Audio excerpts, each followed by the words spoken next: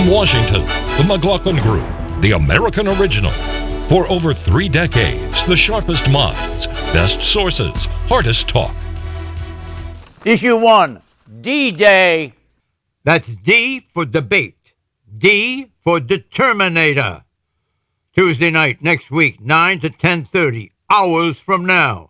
Location, Denver, Colorado, University of Denver. Participants, Democratic Party-endorsed presidential candidate Barack Obama, Republican Party-endorsed presidential candidate Mitt Romney. Debate subject area, domestic policy. Debate moderator Jim Lehrer. Structure, 6 15-minute segments.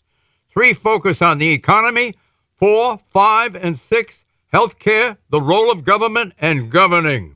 Procedure, each candidate gets 2 minutes to respond to a question posed by Jim Lehrer. Time remaining is given to freewheeling discussion of segments. Risk factor, dangerous, sometimes lethal.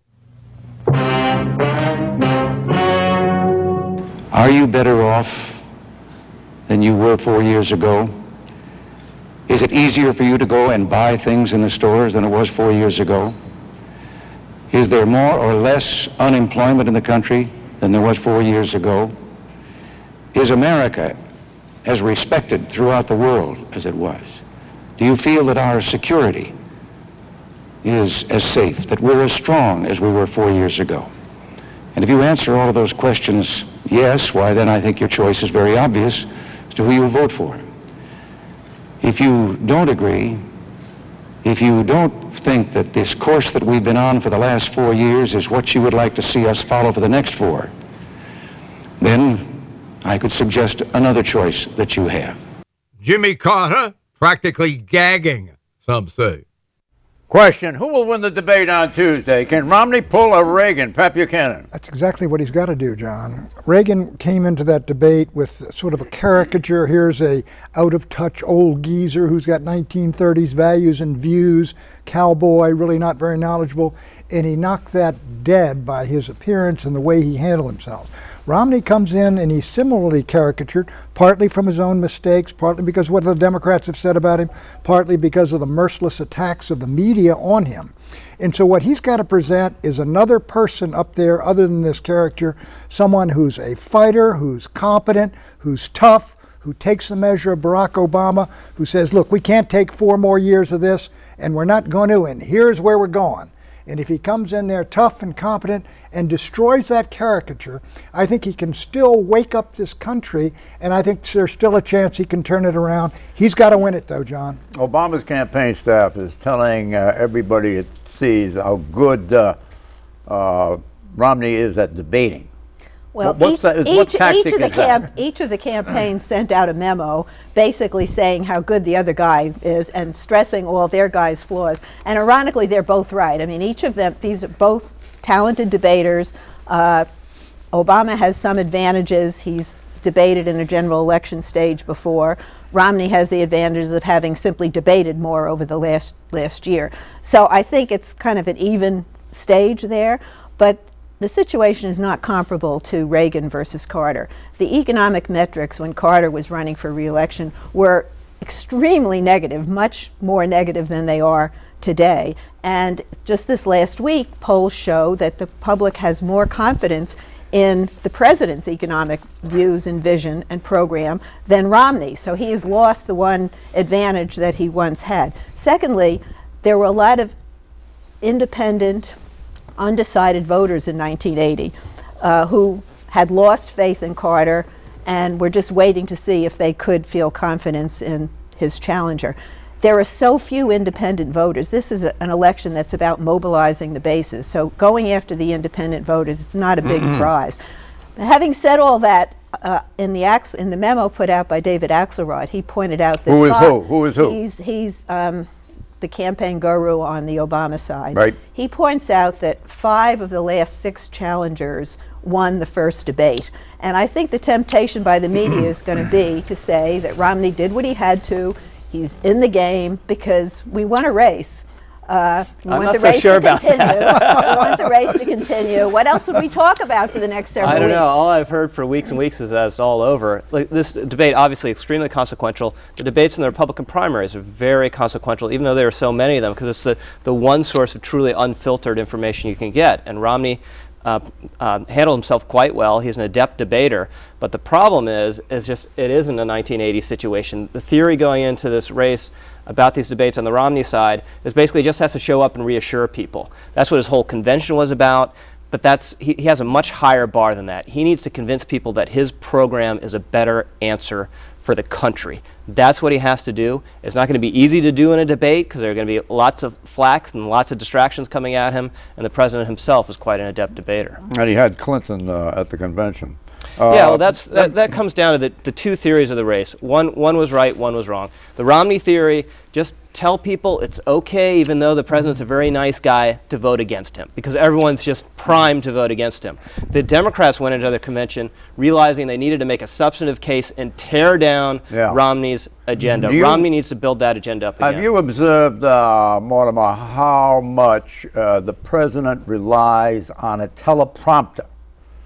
And of course, Romney probably less so, but he's been out there in the field. And Obama really hasn't been debating, and he doesn't have a teleprompter during a debate. Well, he won't have a teleprompter, but let's face it, he is a very articulate public speaker, and I'm sure he's practiced and will practice enough so that he doesn't need teleprompter. But I have a slightly different view of what Romney has to do. Romney has to establish himself as a credible candidate and a credible occupant of the presidency. And that is not something he has really done just yet. But if he does, if he comes across forcefully enough and with enough clarity on his program, then a lot of people will look and say, hey, okay, this guy I think can be the president. What do we think about Obama? And Obama's got huge negatives. With all due respect, I think the economy's in terrible shape. In fact, it's in the worst shape it's been since the Great Depression, and nothing has happened to improve it. So Obama's really vulnerable on the major issue, which 70% of the country thinks is the major issue. Well, I would argue that, quote, nothing has been done to improve the economy. I think that's very debatable, and I think the American people would disagree with that if we believe the polls. But Romney is a man at war with himself. He has to go in and he has to be the aggressor here. He has to take the fight to the president, but he also has to prove himself more likable. And those two objectives are at odds with each other. What does he have to project? He also has to project a credible program that will sell the American people on what the idea. What does he have to project about himself? The whole likability thing, but I think that's summed up in one word. He has to project confidence in himself. Well, excuse me, I want to finish my thought. I want to finish my thought. We all want to finish our thought. Please. He needs to project a credible economic program that would sell the American people that he would be better than the current occupant. That's the single most important thing. You've got absolutely right. And he can't do that without offending the base. Let Pat in. His problem is not confidence. His problem is he one of us? Does he really understand us? He's got to do a number of things. And Rich is right. He's not only got to say, look, this guy, Obama, basically is a good guy. He has failed. He's got no new ideas. For the second term, we're going to go down the same road. We can't do that. Yeah. Here is where we are going, my friends. That's the key thing. And you got that. But he also can't friendly and tough. Should he be pugnacious towards the president? Correcting the president's fictions about him. Use the Reagan sense. Use the humor, the sort of dismissal type humor in his approach to the other guy. It's like saying, never go to a doctor whose office plants have died, okay? Here you have a president, okay, whose programs have failed. Whatever his programs are, they have failed. The employment numbers aren't better. The economy isn't growing except at a nominal rate. They just reduced the rate of growth in the economy to 1.2%, which is a nominal increase. So don't tell me his programs are working. People know that. Hold on. People know that. People know that. Swing voters. I think there are more swing voters than Eleanor thinks, because you look at the Democratic convention, it persuaded people. Right. You look at Romney's 47% remark, it hurt and persuaded people the wrong way. And the key thing is not just saying that the president has failed, it's convincing people that Romney's program is better. And that's where people don't believe that yet. He has not put out any credible program. He talks in platitudes, and because he is afraid of offending his base, he can't come up with a credible program because he can't say much more credible than the president's second term. The president does not have a second term agenda besides raising taxes. Well, I want to hear Pat. the word he's got to put out there, if you elect me, we have hope for a better time in the next 4 years than this guy can conceivably offer because of the mess he delivered. Do you in his think first that 4 Obama years. can put Romney on the defensive? Yeah. I don't think so. Can Romney put Obama on the defensive? It's going to have to. Well, it all depends how both of them could put the other on the defensive. The real question Who is is going to who's fight gonna for do that it? and just proceed as though it doesn't exist? No. They're both going to fight for that. But the whole point is now, whatever else, 2/3 of the country think the economy is heading in the wrong direction. There's a huge 23%, 23 million people are out of work. People have lost 40% of their net worth and 40% of their income. And they're more optimistic about this president all of a sudden. They may be. It all depends which poll you look at. Issue 2, Mahmoud versus Bibi. Policies of the world's main centers of powers are based on the principle of domination and the conquering of others. These centers only seek supremacy and are not in favor of peace and definitely not at the service of their nations. Continued threat by the uncivilized Zionists to resort to military action against our great nation is a clear example of this bitter reality. In his speech before the United Nations General Assembly on Wednesday, Mahmoud Ahmadinejad, president of Iran, railed against Israel and the West and their interference with his country. The U.S. and Israel have repeatedly warned Iran not to build a nuclear bomb. Iran insists that its nuclear energy is not weapons grade, but for peaceful purposes like medical treatments. On Thursday, Israel's Prime Minister, Benjamin Netanyahu, had none of it. So with this late hour, there's only one way to peacefully prevent Iran from getting atomic bombs, and that's by placing a clear red line on Iran's nuclear weapons program. Red lines don't lead to war. Red lines prevent war. The Prime Minister has urged the U.S. to set clear nuclear thresholds for Iran. Red lines, he says, meaning if Iran crosses a red line, military action will be taken by Israel. Question in a column in the Wall Street Journal this week, Alan Dershowitz called on Obama to forget about Netanyahu's red lines based on a quantifiable amount of enriched uranium and instead declare a black line. The U.S. will not tolerate Iran to be in possession of nuclear arms. So who's right? Netanyahu and his red lines or Dershowitz and his black line? Mort. Well, I mean, the Israelis feel that as Bibi Netanyahu was pointing out, that if you get the nuclear capabilities within 15 days of being able to launch rockets against Israel, that's a disaster for Israel. It's an existential threat. And the warning time that Israel would have if a rocket is fired is between 10 and 12 minutes. So you fire a number of rockets and one of them lands, it's the end of Israel. So it's an existential threat, and that's what Bibi's worried about. Alan Dershowitz has a different way of measuring it, but I, at this point, would rather trust Bibi's interpretation since he is the Prime Minister. Well, that's all based on physics and whether or not he is right in all of this. I don't think anybody will disagree with the description of the way Netanyahu was describing the evolution and the development of fissionable material that is necessary for atomic weapons. He was a lot clearer this time, by the way, John, and delayed it until the middle of next year for when it'll be. Iran has no nuclear weapons program. There is no nuclear weapons program, according to 16 United States intelligence agencies in 2007, reaffirmed in 2011. Even the Israelis are now saying, we think the Americans were right. They don't have a nuclear weapons program. The Ayatollah has said nuclear weapons on Iran's part would be immoral, unjust, and un-Islamic. So why are we now considering talking about a war on a country to deprive it of weapons of mass destruction it does not have? Well, first of all, the big news out of Netanyahu's speech was he basically reaffirmed the fact that Israel has no intention of attacking Iran before the November election. I think there was concern that there'd be this November surprise. And I think that the intelligence agencies in this country and in Israel agree that Iran has not made the decision to go nuclear. And what Netanyahu wants to do is if they get close, that he wants a preemptive attack. Let's talk about it after the election. I think Netanyahu's attempts to insert himself in American politics have really backfired. To pick up Pat's point, You may be correct. There is already a black line. The reason why he gets it now is look at this, page 1 of the New York Times. That's a cartoon. Yeah, that's not a cartoon. That's Bibi Netanyahu. With a cartoon. Of a bomb. Yeah, that's the. Oh, what do you mean a cartoon? black It's a photo. All right, we of got the the Wall cartoon. Street Journal, your newspaper, Pat. There he is, Bibi Netanyahu explaining it. John, Then we have the Washington Post right here. And there are a lot Front of- page, 4 columns, Bibi Netanyahu Pat, explaining Pat, it. What John, I about thought- that? I thought it was What about it? I'll tell you what, there is a black line. The United States, Obama has said they will not be allowed to get nuclear weapons. Obama's already got that on the record. So there is, what this named black line already exists. Well, okay, President Obama, as he points out, puts responsibility for any military action against Iran. He puts it on the United Nations. Watch.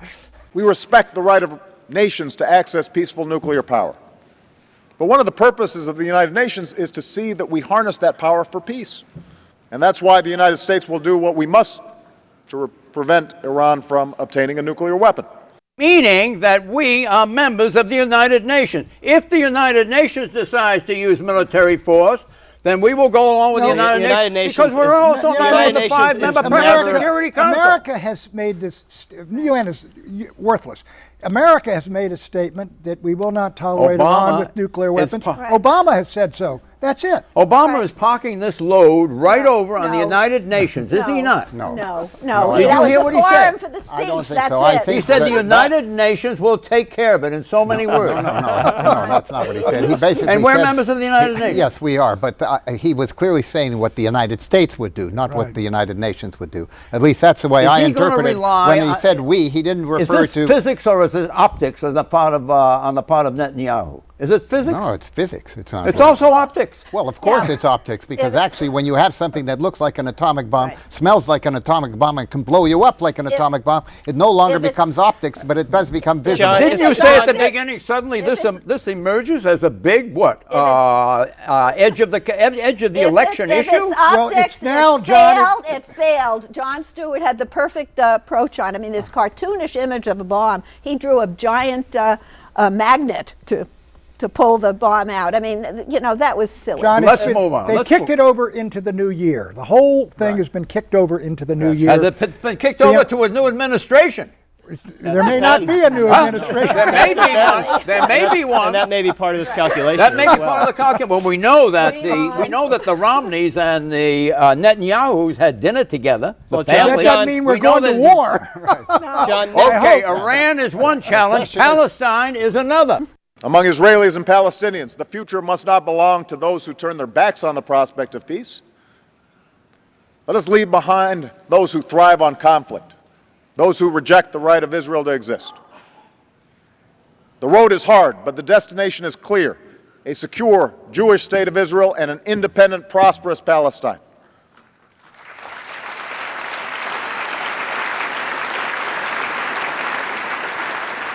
Understanding that such a peace must come through a just agreement between the parties, America will walk alongside all who are prepared to make that journey.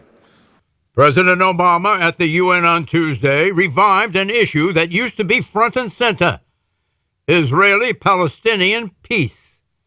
Prime Minister Netanyahu has been focusing on Iran, while talks with the Palestinians stalled. This week, Israel's Minister of Defense and former Prime Minister, the widely respected Ehud Barak, refocused attention on the Israel-Palestine issue. He urged that Israel withdraw settlements from the West Bank, the home of 2.5 million Palestinians.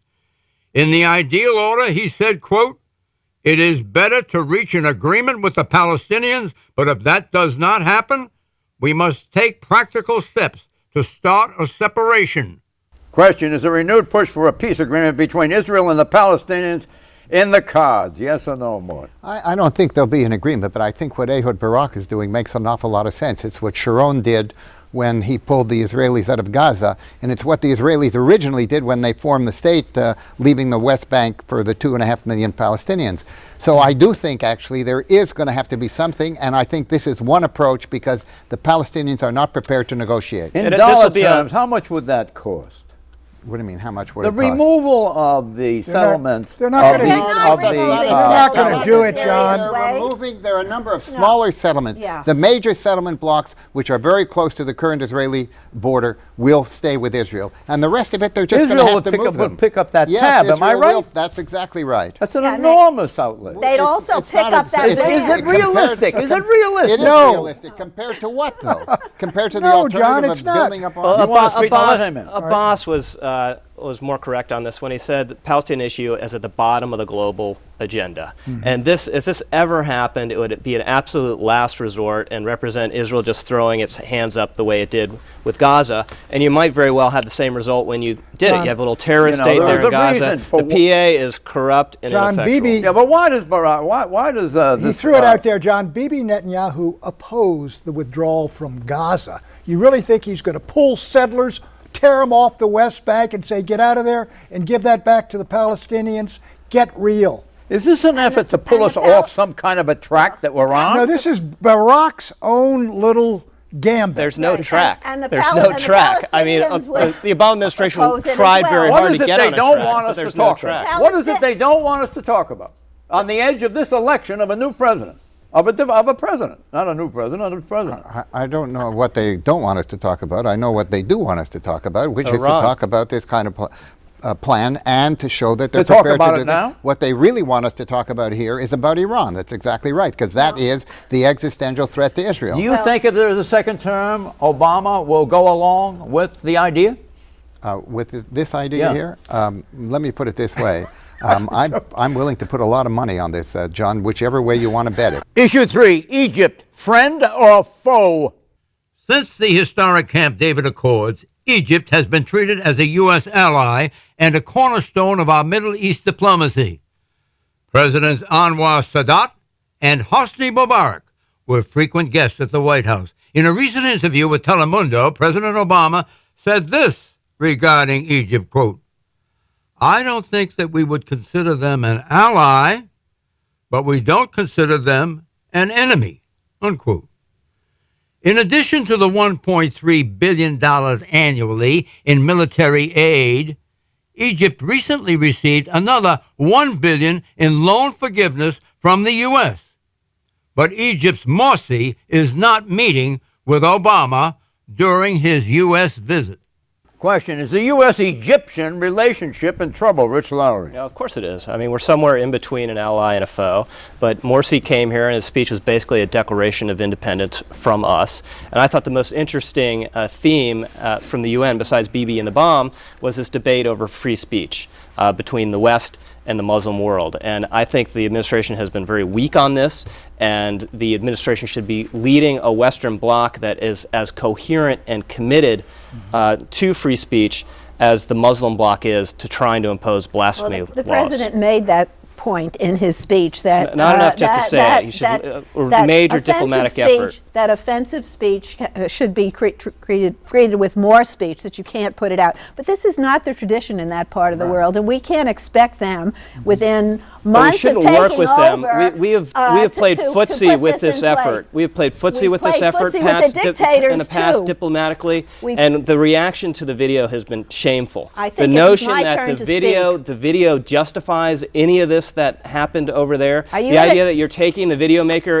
at midnight for questioning down at the police Are station. you This finished sends with the your soapbox yet, exactly Rich? the wrong signal. Are you defending that video? Even in No, this, I'm there are defending limits. free Oh, you speach. just did. The limits in this I didn't country. defend- what did I say we to have defend the limits- video? Excuse me. We have limits in this country. You don't shout fire in a crowded So theater. you want to ban They that? want- You want to they ban that want video? limits. You want to They ban that want- video? I didn't remember say when liberals that. were in favor of free I speech. didn't say that.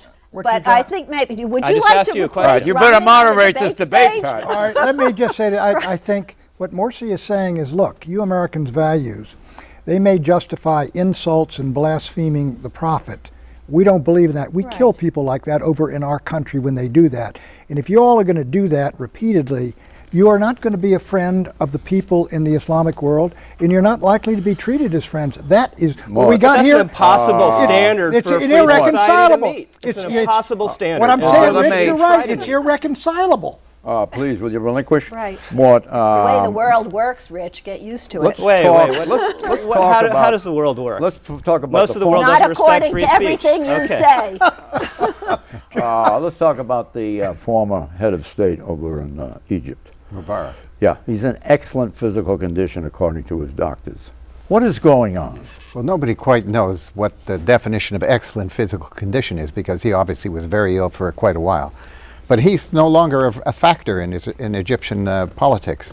I mean, the fact is he's been replaced by Morsi. There was an election. Morsi is from the... He's the Muslim Brotherhood. Muslim Brotherhood. And what we supported, frankly, what you had in Egypt was a democratic election of a totalitarian regime. Because the Correct me Muslim if I'm Brotherhood wrong are on the not numbers, Democrats. but the amount of foreign aid we give them, if you add it all together, it's 1.3 plus about another billion and a quarter. right.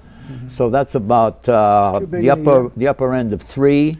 Two. Three something, 3, 4, 5. But the critical issue there is who controls the military. Morsi has replaced over 70 generals. He's put in all of his own people. That's the real force in Egypt, okay? And we no longer have access to that. We But you did through can't cut them Mubarak. off. Do you think Obama We is... can't cut them off. I think Pat's Do absolutely you right. think that there's anything at work that's going to try to expunge the possible growing inclination to believe that Barack Obama is the author of the Arab Spring?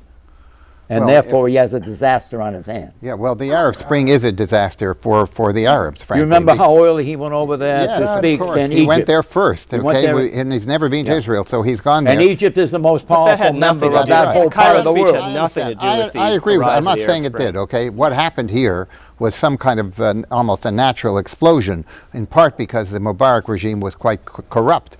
Well, this regime will have its own play at that. So I don't know how stable they are, but they can stay around for a long time because they control the military. Was a very good That's the friend issue. of Israel, was he not? He was the strongest supporter of the Israeli-Palestinian peace treaty and agreements. Predictions, Pat. November 24th, Catalonia will vote to secede from Spain. I said that last week. Eleanor. Republican super PACs will start shifting money away from Romney next week and putting it into Senate campaigns, including Todd Akin in Missouri. Rich. Republican Todd Akin will lose in Missouri, but just barely. Mort. The decline of the second quarter GDP down to 1.2% means we're going to have very poor economic numbers and unemployment numbers for the rest of this year. It will be reported that the assassinated U.S. ambassador to Libya, Chris Stevens, knew that he was on an al-Qaeda hit list and inadequately protected before September 11th deadly attacks that killed him. Bye-bye.